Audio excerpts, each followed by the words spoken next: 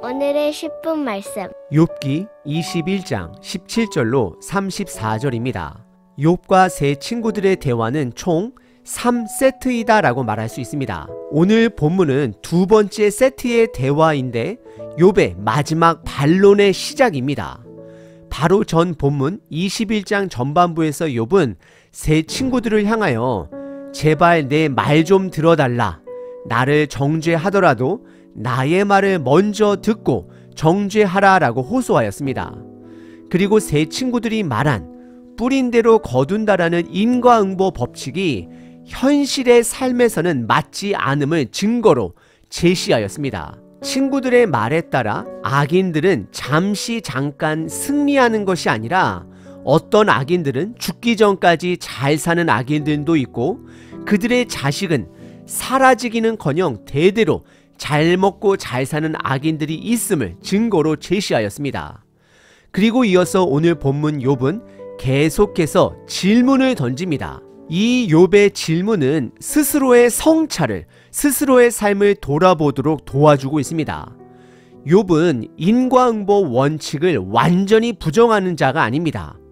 우리들 삶에는 그 원칙이, 뿌린 대로 거둔다라는 원칙이 적용되지 않는 예외도 있음을 그가 깨달아가고 그것을 친구들에게도 알리길 원하고 있습니다. 어찌 보면 욥의 세 친구들은 인간의 생각에 하나님을 가둔 자다라고 말할 수 있습니다. 왜냐하면 모든 하나님의 일을 뿌린 대로 거둔다라는 인과응보 법칙으로만 바라봤기 때문입니다. 하지만 욥은 본인 삶의 고난을 통해 인과응보 원칙이 아닌 하나님의 변칙적 주권 또한 있음을 깨닫게 됩니다. 그리고 왜 하나님께서 때론 의인에게 고난을 그리고 악인에게 평안을 허락하시는지 이유를 알지는 못하지만 모든 것이 하나님의 주권 안에 이루어진 사실임을 고백하며 사람이 이해할 수 없는 삶의 법칙이 있음을 깨달아가고 있습니다. 그것들 중 가장 큰 깨달음은 인과응보 원칙이 해결 또는 설명하지 못하는 것 하나가 있음을 깨닫게 됩니다. 그것은 바로 모든 사람에게 찾아오는 죽음입니다. 악인도 의인도 죽음을 피할 수 없습니다. 욥은 본인의 고난 속에 그리고 친구들의 정죄함 속에 귀한 진리를 깨달아 갑니다. 왜냐하면 하나님 안에서 몸부림을 치기 때문입니다. 저와 여러분들에게는 욥에게는 없는 성경 말씀이 있고 예수님을 통해 구약에 감춰진 말씀들이 많이 완성되었고 밝히 드러난 부분들이 많지만 여전히 우리들 또한 우리들 현실 속에 하나님의 말씀이 부딪힐 때가 많습니다. 그럴지라도 욥처럼 포기하지 않고 하나님의 주권을 신뢰하며 그 안에서 몸부림을 친다라면 분명 하나님의 귀한 진리를 깨달아가게 될 것입니다. 왜냐하면 성경 말씀은 현실에 기반을 둔 말씀이기 때문입니다. 그리고 예수님은 진리가 우리를 자유하게 해주신다라고 선언하셨습니다. 죄에서 죽음에서 자유하게 하십니다. 예수님은 인과응보 법칙이 설명하지 못하는 죽음 부분을 해결하셨습니다. 오늘 본문은 크게 세 부분으로 나눌 수 있습니다.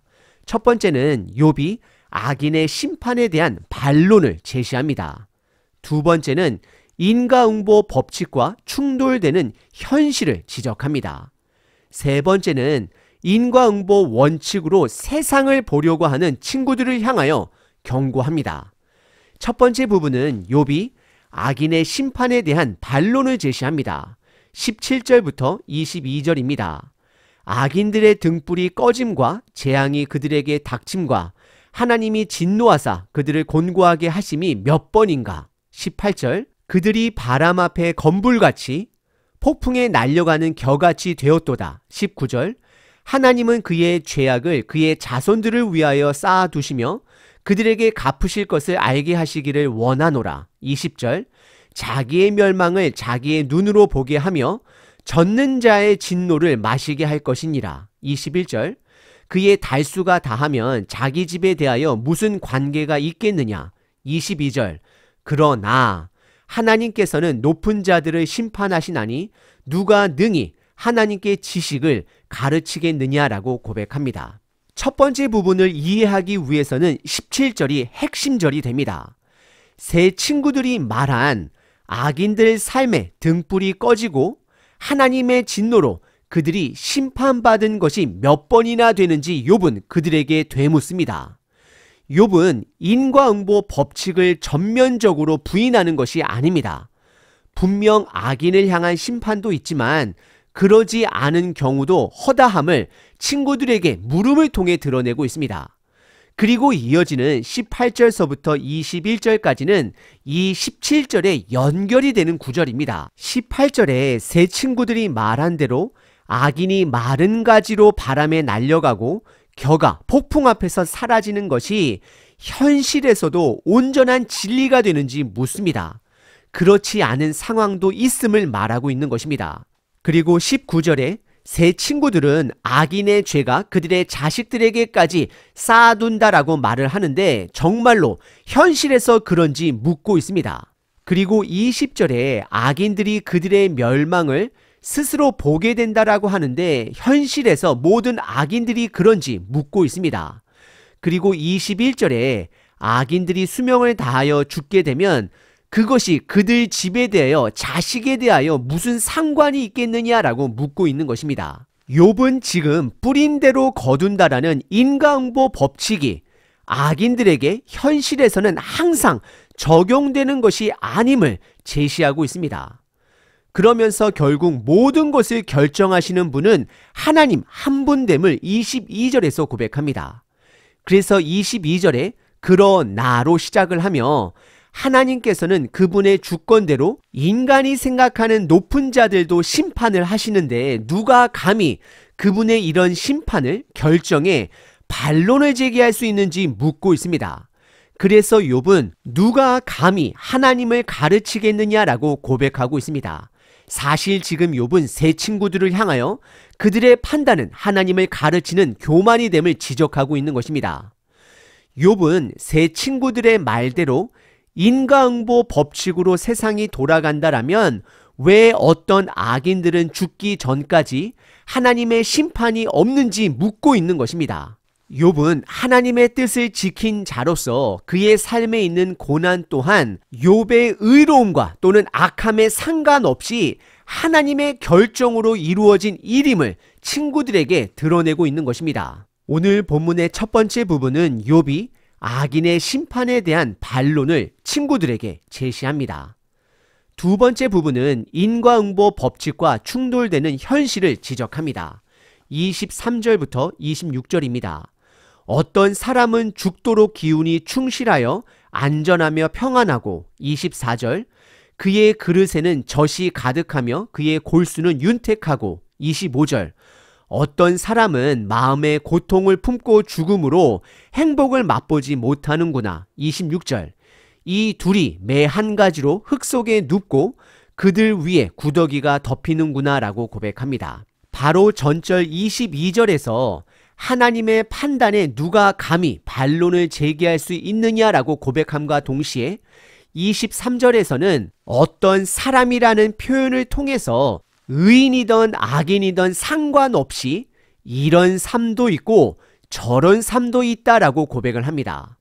결국 악인이라고 반드시 하나님의 심판이 그들 삶에 있는 것도 아니요 의인이라고 해서 그들 삶에 복이 있는 것도 아님을 표현합니다.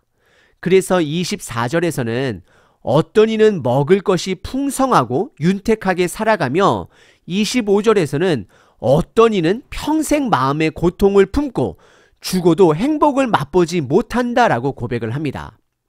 그리고 26절에서는 그자가 의인이든 악인이든 결국 죽음을 피하지 못하게 됨을 고백합니다. 욥은 두 가지를 강조하고 있는 것입니다. 첫 번째는 악인과 의인에 따라 고난의 삶과 복된 삶으로 나눠지는 것이 아니다라고 말하고 있습니다. 그리고 두 번째는 의인이나 악인이나 죽음 앞에서는 동일한 결과를 맞이하게 됨을 말하고 있습니다. 악인이나 의인이나 죽음을 피할 수 없다라고 고백하고 있습니다. 이 부분이 인과응보 법칙이 해결하지 못하는, 설명하지 못하는 부분입니다. 욥은 인과응보 원칙만으로는 창조주 하나님의 통치를 해석할 수 없다라고 고백합니다. 오늘 본문의 두 번째 부분은 욥이 인과응보 법칙과 충돌되는 현실을 지적합니다. 세 번째 부분은 인과응보 원칙으로 세상을 보려고 하는 친구들을 향한 경고입니다. 27절부터 34절입니다. 내가 너희의 생각을 알고 너희가 나를 해하려는 속셈도 아노라. 28절. 너희의 말이 귀인의 집이 어디에 있으며 악인이 살던 장막이 어디 있느냐 하는구나. 29절.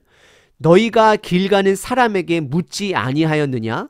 그들의 증거를 알지 못하느냐? 30절. 악인은 재난의 나를 위하여 남겨둔 바 되었고 진노의 나를 향하여 끌려가느니라. 31절.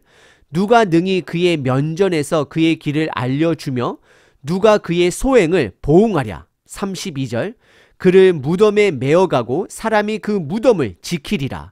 33절. 그는 골짜기의 흙덩이를 달게 여기리니 많은 사람들이 그보다 앞서갔으며 모든 사람이 그의 뒤에 줄 지었느니라. 34절. 그런데도 너희는 나를 헛되이 위로하려느냐? 너희 대답은 거짓일 뿐이니라 라고 고백합니다. 27절의 욥은 세 친구들이 이미 욥을 향하여 죄인으로 정죄하고 있고 판단하고 있음을 잘 알고 있다라고 고백합니다. 그리고 28절에 너희들의 고백에는 인과응보 법칙에 따라 악인의 집은 사라진다라고 말하지만 29절에 길 가는 사람들에게 물어봐라. 모든 악인들이 다 사라지는 것이 아닌 현실의 증거들이 넘쳐남을 고백하고 있습니다. 그리고 30절과 31절은 한 문장으로 해석하는 것이 좋습니다.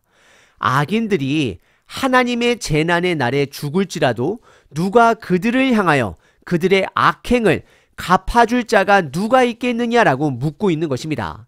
결국 32절 악인은 죽게 되면 묘비 아래 묻히게 됨을 고백합니다. 그래서 결국 33절에 모든 사람들이 앞서 먼저 죽은 사람들처럼 죽음을 피하지 못하고 다 죽게 됨을 말합니다. 그리고 34절의 욥은 세 친구들을 향하여 경고합니다. 너희들은 나를 헛되이 위로하는 자다라고 말을 하고 인과응보 법칙에만 매여 결국 거짓말을 하는 자가 된다라고 말을 하고 있습니다. 욥은 세 친구들에게 그가 당하는 고난은 그의 죄로 인한 고난이 아닌 이유를 알 수 없는 하나님의 고난이 됨을 드러내고 고백하고 있는 것입니다. 오늘 본문의 세 번째 부분은 인과응보 원칙으로 욥을 정죄하는 친구들을 향해 그들의 위로는 위로가 아니고 그들은 거짓말하는 자가 된다라고 경고하고 있습니다. 오늘 본문 욥은 인간의 사상이나 인간이 만든 법칙이 창조주 하나님의 질서와 통치를 가둘 수 없음을 깨닫게 됩니다. 비록 욥은 원인은 정확하게 알 수는 없지만 어떤 이에게는 고난이 어떤 이에게는 풍족함이 있는 것은 하나님의 주권 안에 일어난 일임을 고백합니다. 그리고 동시에 의인이든 악인이든 그들을 찾아오는 죽음은 인과응보 법칙이 해결하지 못함을 말하고 있습니다. 악인도 의인도 모두가 다 죽음을 피할 수 없습니다. 하지만 예수님은 인과응보와 같이 죽은 법칙이 아닙니다. 죽음을 이기신 살아있는 법칙이십니다. 그래서 예수님은 인과응보 원칙이 해결하지 못하는 죽음을 해결하셨습니다. 예수님은 부활의 첫 증거가 되어서 누구든지 예수님을 믿는 자는 육신의 죽음 뒤에 두 번째 생명이 있음을 약속해 주시고 계십니다. 욥은 그의 고난 속에 하나님의 주권을 신뢰하며 인과응보 원칙이 해결하지 못하는 죽음을 발견하였습니다. 점점 복음에 가까워지고 있는 것을 확인하게 됩니다. 비록 저와 여러분들 삶 속에 욥과 같이 해결하지 못한 부분이 있다 할지라도 예수님의 말씀과 그분을 향한 기도를 통해 몸부림을 치신다라면 죄와 죽음에서 자유를 주신 살아있는 예수님을 만나게 될 것입니다. 오늘 하루도 말씀과 기도로 현실을 담대하게 마주하시는 저와 여러분 되시길 바랍니다. 365일 기도문입니다. 요한복음 16장. 여자가 해산하게 되면 그 때가 이르렀으므로 근심하나 아기를 낳으면 세상에 사람 난 기쁨으로 말미암아 그 고통을 다시 기억하지 아니하느니라. 하나님 아버지, 오늘도 소중한 날을 허락하시니 감사합니다. 하루하루가 얼마나 귀한 날인지요. 하루가 모여 일주일이 되고 일주일들이 모여 1년이 됩니다. 허투루 하루를 보내지 않게 도와주소서. 여자가 해산의 때가 되면 걱정하지만 아기를 낳으면 기쁨으로 고난의 때를 잊게 됩니다. 인생을 살면서 우리가 이해할 수 없는 고난과 고통의 시간을 지나갈 때가 있지만 하나님이 주시는 기쁨과 열매를 맛볼 때에 모든 것을 잊게 하소서. 그 날을 기대하며 지금의 고난을 견디게 하소서. 그 회복의 날을 맞이하기 위해 많은 고난의 시간을 인내하게 하소서. 소망의 하나님 때문에 오늘을 견디며 담대히 현실을 마주하며 나아갑니다. 죄와 죽음을 이기신 예수 그리스도의 이름으로 기도합니다. 아멘. 항상 기뻐하라. 쉬지 말고 기도하라. 범사에 감사하라.